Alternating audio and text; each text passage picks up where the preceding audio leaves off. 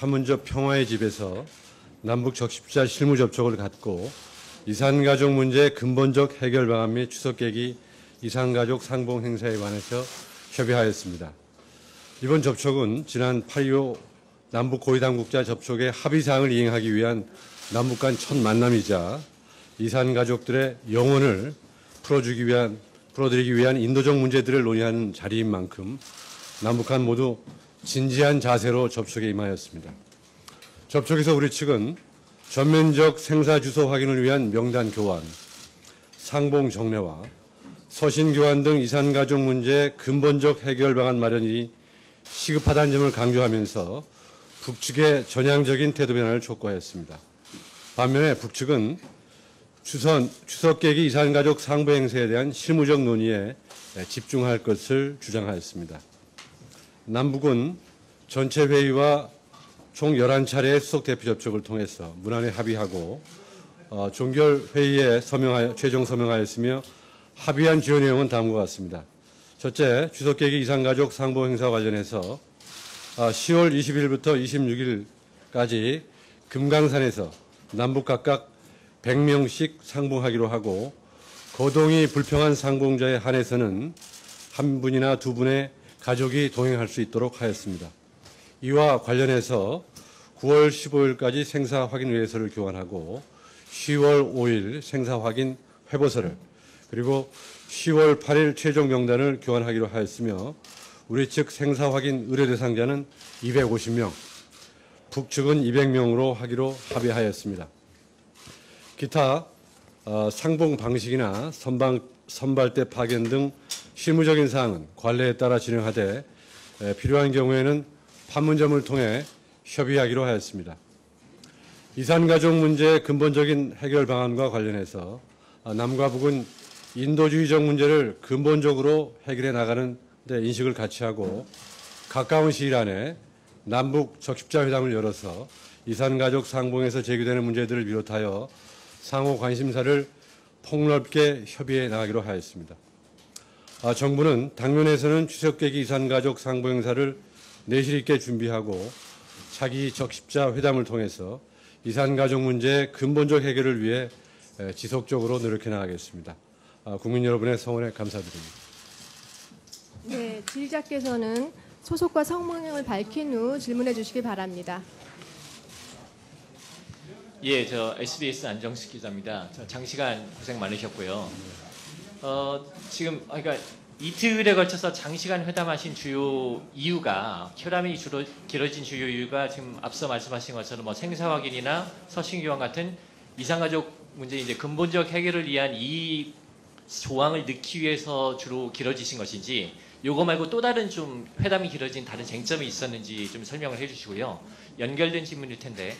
이 상봉 시기와 관련해서 우리가 애초에 제시한 시기하고 북쪽이 처음 제시한 시기가 언제였는지 좀 말씀 부탁드리겠습니다.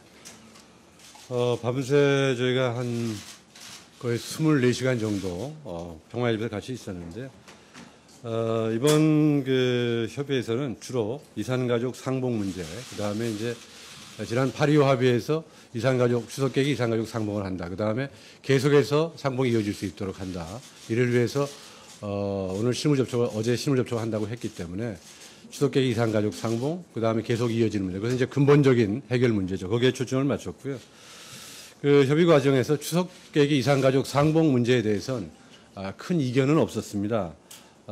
그런데 이제 그 근본적인 문제 해결에 대해서는 여러 가지 깊게 토의를 했는데 북한도 근본적인 문제 해결이 필요하다는 인식을 같이 했지만 이번에 회담에 나온 대표단이 실무 대표단이기 때문에 이러한 그 심도 있는 문제 협의를 위해서는 적십자 본회담에서 개최하자는 주장을 해왔고 우리는 이번에 그 8.25 합의에서 이산가족 문제를 이제 근본적으로 해결하자는 취지에 합의했기 때문에 이런 문제를 하부서에 담자고 주장을 했고 거기에 관해서 충분히 협의하느라고 좀 시간이 많이 걸렸습니다.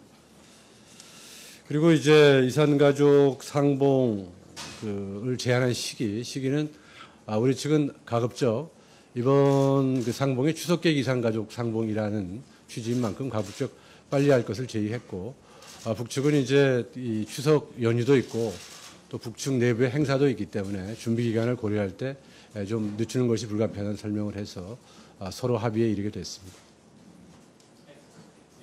문인데 그리고 가급적 빨리 우리가 하자고 해서 제안한 날짜는 그 구체적으로 밝히기는 어려우신가요? 뭐 지나간 날짜 굳이 밝힐 필요가 그냥 있습니다. 10월 10일 전으로 이해하면 크게 틀리진 않은 거죠? 전도 있고 후도 있습니다. 세계일보 김민석 기자입니다. 두 가지만 여쭤보고 싶은데요. 북한이 공식 매체를 통해서 이번에 수해 피해가 심각하다고 했는데 수해 지원에 대한 요청은 없었는지 여부하고, 그리고 우리 정부가 이번에 주안점을 두고 접근한 이산가족 문제의 근원적 해결 방안 중에 하나인 상봉 정례화, 이런 문제 해결과 관련해서 북한이 금강산 관광체계나 오이사 조치 해제와 연계하고 나왔는지 이 두 가지에 대해서 설명 좀 부탁드립니다. 네. 이번에 수해와 관련해서는 일체 언급이 없었습니다. 그리고 뭐 근본적 해결 문제와 관련해서 뭐 다른 문제와 연결돼서 저희한테 요구한 건 일체 없습니다. 네, 중앙데일리 강진규 기자입니다. 그 보도자료를 보면 거동이 불편한 상봉자에 한해서는 한두 명의 가족이 동행한다고 나와 있는데, 그러면 거동이 불편하지 않으신 분들에 대해서는 가족이 동행이 불가한 것인지, 만약에 그렇더라면 예전에 있었던 상봉과는 좀 다른 그런 사례인 것 같은데 그 이유에 대해서 말씀해 주십시오. 이제 그 내용은 이제 이산가족 상봉이 두 가지로 나눠져 있어요. 하나는 이제 방문단, 상봉단에서 우리 측 이산가족이 북측 이산가족을 만날 때, 이제 보통 우리가 신청을 하면 북측 이산가족이 한 3명에서 5명 오거든요. 그럴 때 우리 측 이산가족이 1명이 가게 돼 있는데, 그동안 관례에 따라서 이산가족이 몸이 불편한 경우에는 저희가 100명의 이산가족이라면 한 50명 정도 내외에 가족들이 동행을 했었습니다. 그런데 이제 이산가족들의 연세가 많으시다 보니까 앞으로 이산가족을 상봉을 하게 되면 80대, 90대 이상이 대부분이기 때문에 동반가족 없이는 가기 어렵다는 것들을 북측에 충분히 설명을 했고, 북측도 동의를 해서 거동이 불편하신 분들은 최소한 한 분이나 두 분이 와서 상봉을 같이 하실 수 있도록 하겠다. 그래서 과거에 동반가족이 한 50명이 갔다면 다음 이산가족 상봉에는 우리 가족 100명에 대해서 동반가족이 한 150명 정도는 갈 수 있다라는, 그래서 그 동반가족이 약간 많이 는 거죠. 그래서 상봉 방식은 변함이 없고요. 동반가족 가족 동반을 좀 더 폭넓게 허용하는 내용입니다. 네, 그럼 마지막 질문 한 번만 받겠습니다. 중앙일보 전수진 기자라고 합니다. 장시간 고생하셨는데요. 지금 이 일자 합의된 일자를 보면 이제 최종 명단 교환이 10월 8일입니다. 노동당 창건일 딱 이틀 전인데요. 이런 여러 가지 합의상, 그러니까 과정에 있어서 모종의 언급이나 언급까지는 아니더라도 분위기상 우리가 이 10월 10일 이후에도 이 상봉을 그대로 가져갈 수 있다라는 모종의 분위기가 있었는지 말씀 부탁드립니다. 최종 상봉 최종 그 명단 교환을 10월 8일로 정한 것은 어떤 정치적 이런 것들은 전혀 고려가 없었고요.